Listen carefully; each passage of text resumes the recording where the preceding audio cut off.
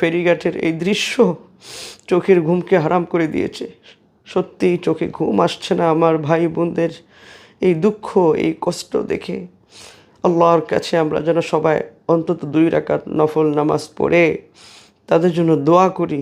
যারা নিহত হয়েছেন তাদেরকে যেন আল্লাহ শহীদের দরজা দান করেন। পানিতে ডুবে যারা মারা যায়, হাদিসের ভাষা অনুযায়ী তারা শহীদ হয়।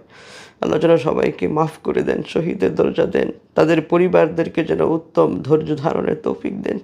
আমাদের কাউকে যেন এমন বিপদ আল্লাহ না দেন। আহারে, সেই ছোট্ট শিশু যে মাকে একেবারে হারিয়ে ফেলেছে, ওই শিশুটার কি উপায় হবে? ওই শিশুটার উপর যেন আল্লাহ রহমতের চাদর দিয়ে যেন আল্লাহ ঢেকে দেন। যারা স্বজন হারিয়েছেন, আল্লাহ তাদের জন্য যেন আল্লাহই যথেষ্ট হয়ে যান। বাংলাদেশের প্রতিটি মুসলমানদের কাছে অনুরোধ করছি, অন্তত 2 রাকাত নফল নামাজ পড়ে আমরা প্রত্যেকের জন্য দোয়া করি, নিজের জন্য দোয়া করি, ওখানে যারা নিহত হয়েছেন তাদের শহীদের দরজার জন্য দোয়া করি, এবং প্রত্যেকেই বাসা বাড়ি থেকে বের হওয়ার সময় বিসমিল্লাহি তাওয়াক্কালতু আলাল্লাহ লা হাওলা ওয়ালা কুওয়াতা ইল্লা বিল্লাহ এই দোয়াটা পড়ে বের হবেন।